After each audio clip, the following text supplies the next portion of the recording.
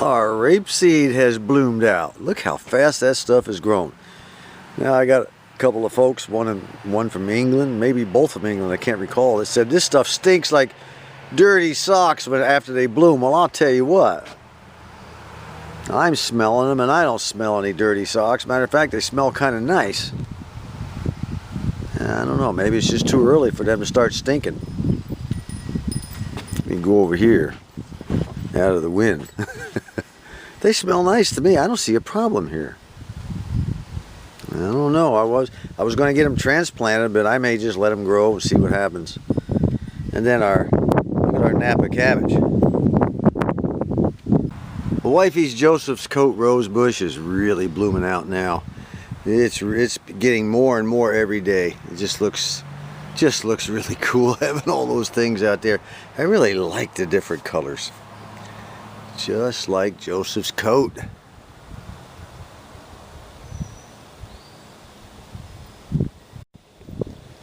And an update on the radishes. As you can see, they're just really pitiful. Just pitiful. Look at this, you know. They're turning yellow and that's what they look like on the bottom. Ugh. Well, what do we do about that? Well, it's still early in the season, believe it or not. We're having cool nights here in Arkansas.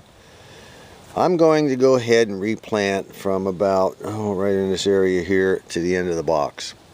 I've already dug it all up. I'm going to go ahead and replant. I'm not going to plant the entire thing because I'm tired of wasting radish seeds. We're going to try a little fish emulsion fertilizer this time, mixed with water. Maybe that'll help.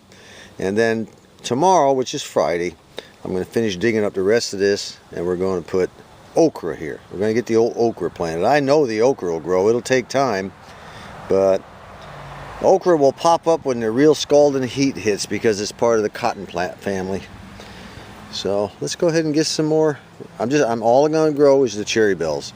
I wasted the last 2 years. I've wasted 2 full packs of white radish seeds. I like white radishes. I just can't seem to get any. So let's get her done. The radishes have been replanted. This time I decided to, rather than make my rows, put my seeds in and cover it back up with the existing dirt in the box. What I did was made the rows, planted the seeds, and then put a mixture of peat moss topsoil and cow manure and compost. I mixed it really good, about a third, and a third, and then just covered them up with that.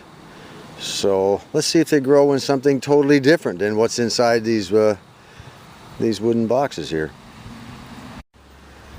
The next failure on our list are the Alyssa Craig onion seeds I planted in these pellets.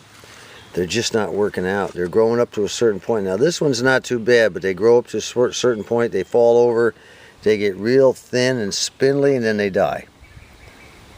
You know, I have such terrible luck growing with seeds. That's why I always go with seedlings.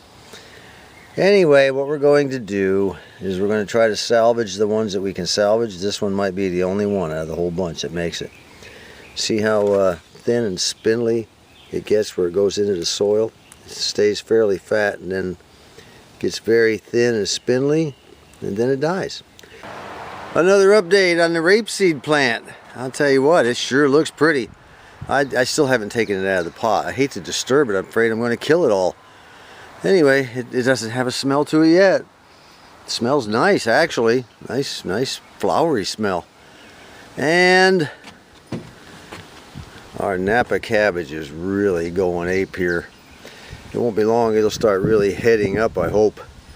And maybe we'll have enough to make some more kimchi. I'm getting low on kimchi.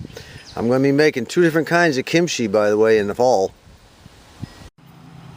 It is time to change some fascia boards, and that's exactly what I'm going to do today. I thought I was going to have a nice relaxing weekend, but not going to happen. We're going to go ahead and change.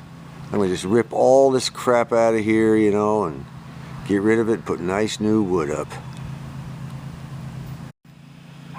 By the way, here's that clematis vine flower. It finally popped out, and they're not even all out yet. We got plenty of buds.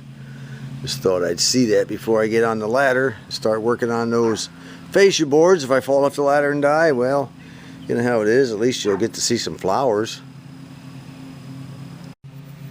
Well, that's half the battle. I got that strip out all the way down. Now to remove the fascia board itself. And then I'm going to have to rip these boards here to 5 inches. These are 6-inch boards. I'm going to have to rip them to 5 inches and then put some slots in them so the soffit fits into the slot. But after I get down the fascia board, I'm going to take a break and have something to eat. I want all this done before the hot weather hits in Arkansas. Once it's 110, I will not be out here doing this. Well, part 2 is done. I've got all the nasty fascia board removed. Right now I'm running around and I'm nailing up the soffits. They kind of sag down and a couple of the nails were loose, so I went ahead and pulled them all out. I'll get that all nailed up nice and tight and then we'll cut the boards. I've got 2 coats of paint on the old fascia board. I got the trim nailed on. I'll be sticking it up here soon. I have to bevel the edges, you know, 45 degrees. I'll take care of that. While I'm doing that, I'm listening to the old radio here, an old Zenith I traded some of my hard-earned labor for. We did a little barter action on this. Have gun will travel, reach the card of a man. I got my old transmitter connected into a old-time radio playlist that I found on YouTube.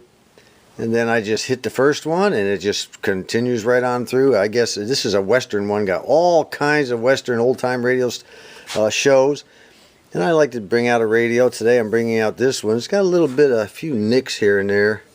But you know, nothing to really worry about. It plays pretty good. I haven't even restored it yet. I will. I'm going to shine things up, make it look a whole lot better later on. That's your cue. And I sit out here and listen to old-time westerns or whatever, comedy shows, whatever, whenever I work. Today is Mother's Day, and our daughter brought over a nice Mother's Day gift for both wifey and her grandma. And I thought it was just so cool. I've never seen anything like this. And again, I asked my daughter, why didn't we think of this? What we have here, this is a, what will your precious pearl reveal? That's a pearl holding necklace right there. But as you can see, there's nothing in it, you know. So what you do is you open up the box and there is a sealed can. Just like a, you know, a meat can of some kind. You pop the lid on that thing and there's an oyster in there. And there will be a pearl in that oyster that you put in here. Is that the neatest thing? I just can't get over that. So the daughter's going to help Grandma pop that can here in a few minutes, and we're going to find out what kind. It'll be one of these colored pearls right here. That is really slick. All right, this thing has a. Let me see this here. It comes with a little. I guess you have a little tool to open up the oyster with. And then I don't know how strong it is. Feels pretty strong plastic. We'll see. See if you can open it up, Grandma. Let's take this over here. Let's see you open it up. Check out the can that Grandma's getting ready to open up. It's got liquid inside. You can see it. It's a plastic deal. And there's the oyster in there. That is really cool. Let's see Grandma open it up. Don't cut your hand. All right, she got her open.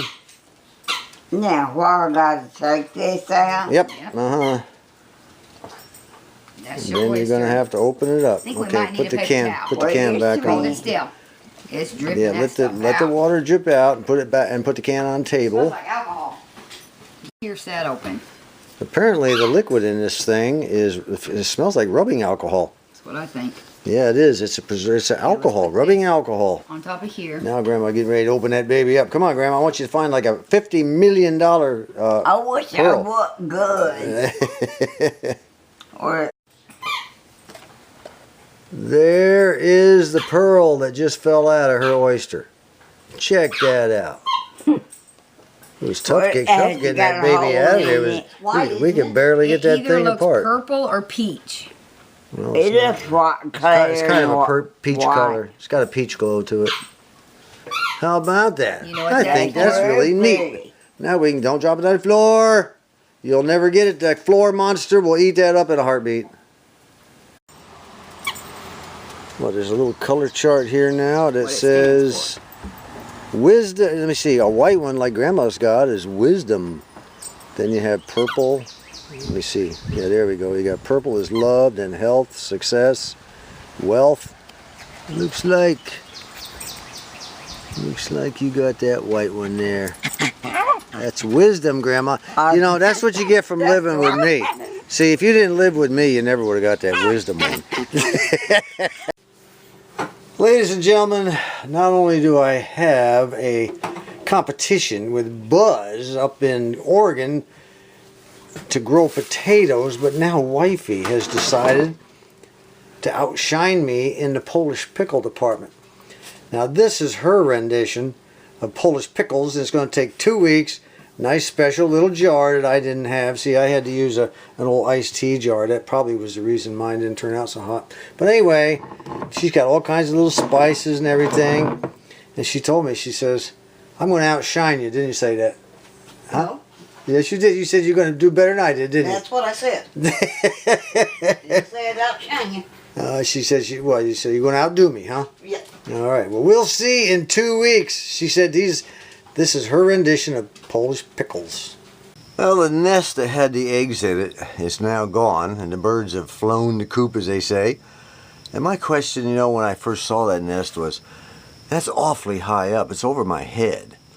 How would those little birdies, you know, get out of there without injuring themselves? Well, I figured it out. How the mother does this stuff. Here's the nest right here. And it's very soft and very spongy. Got a lot of, what do they call it, that you know, that green stuff that grows moss. Got a lot of moss in it. And the inside where the eggs were hatched is very soft. What she did was she kicked it loose somehow. And it fell all the way down. And it was so soft and spongy that it didn't even probably hurt the birds at all. And then they just learned how to fly from there. Now I know that sometimes a bird will fly out of a tree, you know, learning how to fly, and bounce around on the ground a little bit. I've seen that happen in videos and things, but on this one, boy, that is so soft inside there where my thumb is, where those birds were born. And another thing I didn't know was how did she get it stuck to the wall up there? You know, if I were to build it, it would fall down. Well, she used mud. See the mud on the back here?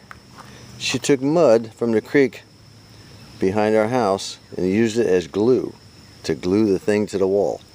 Is that pretty slick or what? I'll tell you what, Mother Nature is just so intuitively inventive.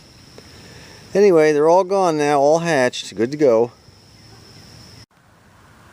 Well, new fascia board is on. I did the best I could. I'm not the greatest in the world. You know, a couple of cuts that weren't exactly right.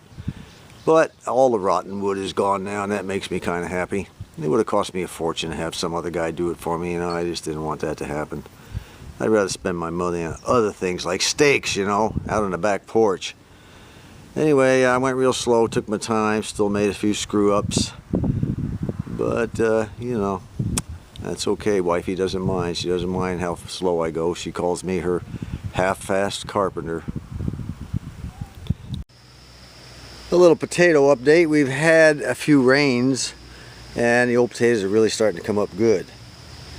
Yeah, I guess it may be another month or so they'll be probably at their max height. But let me show you what's happening in the pots. Now here's the pots. Total surprise. Did not expect this. These are the pots for those of you who may be coming in late. I drilled holes in the bottom, oh maybe that large all the way around, and some in the very bottom. And now the roots are, the idea was the roots are supposed to grow out of the pots and down into the raised bed soil. So just the pots, you know, the plants weren't dependent solely on what was in the pots. They could go down into the rest of the dirt as well. Look at the size of these plants. Planted about the same exact time, maybe a couple of days later. And they are already fixing to bloom. Look at that, got little blooms right there fixing to pop out. I've never had potato plants that bloomed. I might have had one or two over the years, I just don't remember, but the blooms are everywhere. They're fixing to pop out on almost every single top. And there's some more right there. They're everywhere. Let's look at the other buckets. I planted these two here in the raised beds. The other two buckets I planted in the dirt, right in old Mother Earth. Let's see how that's doing. Well, one of these is not doing great, about the same size as what's going on over there. But this one here next to it is doing really good in a regular old 5-gallon bucket. Again with the holes drilled in the bottom. And again with this one, I'm fixing to get some blooms out of there. How about that? Let's see if we got any blooms coming up over there. Yep, we got some more blooms coming up over there too. How about that? Well, of course, you know, that just means the plant's growing big. Doesn't mean there's any potatoes down below. We'll just have to wait and see. We have a long time to go. The last thing I wanted you to see here in the garden today, these are the Alyssa Craig onions I was able to salvage out of that, out of those little pellets. I salvaged 4. I have not grown any more seeds. I wanted to see how they do first in this soil. Looks like that one's going to survive. Here's another one. I think it's going to survive. It's looking real good. At least they're standing up and not getting spindly anymore. I planted them pretty deep. And here's the third one. It's surviving. And the fourth one. If I can find it in my camera here. I think that's it right there. Let me see. No, that's not it. It's over here. There it is right there. Okay, 4 Alyssa Craig onions that may or may not make it. There again, we got a long way to go, folks. Here's a little tip I picked up on growing tomatoes not too long ago, and I hadn't realized it, but I probably should. Don't let the lower branches of your tomato plants touch the dirt. Get down there and pluck them off or cut them off. Don't let these things hang down into the dirt where they touch the dirt. And it doesn't matter if it's in a box like this or a regular garden out you know, in the dirt. What happens is the lower leaves pick up fungus from the soil and it spreads it through the entire plant.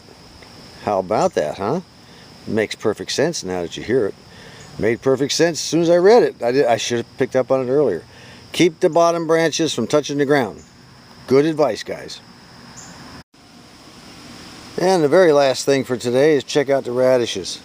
Man, they are really popping up now, faster than the last batch I grew. I'm kind of happy so far. Wow, that's a mixture of peat moss, Scott's topsoil, premium topsoil, and some cow manure and compost. Mixed it all together real good, equal amounts, and just laid it in the areas where I was going to plant those radishes, and I've since thinned them out. That's pretty neat, huh? Look how big they're growing there. They're like 3 times the height the other ones were at this time. It's only been like a week. Yeah, I might even get some radishes out of this year after all. Sure hope so. And Wifey's flower garden is doing real good. One of them. And they're really starting to pop out now, different colors. I like those sort of amber colored flowers. Those are pretty. And the tomato plant I put in there is not doing so bad either. It's actually blooming. Pretty soon I'm going to have to tie it up with some kind of a... I'll have to put a piece of board up in the ground or fasten it to the sides and get something to tie it to. Not too shabby. We've had a lot of rain here lately, but it's been nothing really, not a giant downpour. You know, I'm kind of happy about that. This weekend will be spent putting new vinyl flooring in the kitchen. Wifey's down there getting up all the rest of the glue from the old tile. It just didn't hold up very well. Probably because of the way we put it down, huh, honey? Anyway, we're going to go ahead and lay brand new vinyl in here. She picked out what she wanted. I still have to remove these tiles over here. And then we'll be good to go. Cut it, lay it down. Hopefully we'll put the molding around it. Hopefully it'll be what she wants. Well, there's the pattern for the kitchen floor. We're getting ready to cut. And you know, this is exactly what our kitchen floor looks like. So once we get her cut, it has to fit. It has to fit. It cannot be any different from what the floor is. So let's finish cutting all the way around here. I'm going to cut the majority of it off. And then Wifey, she's just going to do a little trim work in the corners. Well, there we go. It's all in. It fits like a glove, just like we thought it would. Piece of cake all the way. Well, that's it for this video. We'll go ahead and wrap it up here. Until next time. Still got to put the molding on, by the way. Until next time, this is John. Yeah.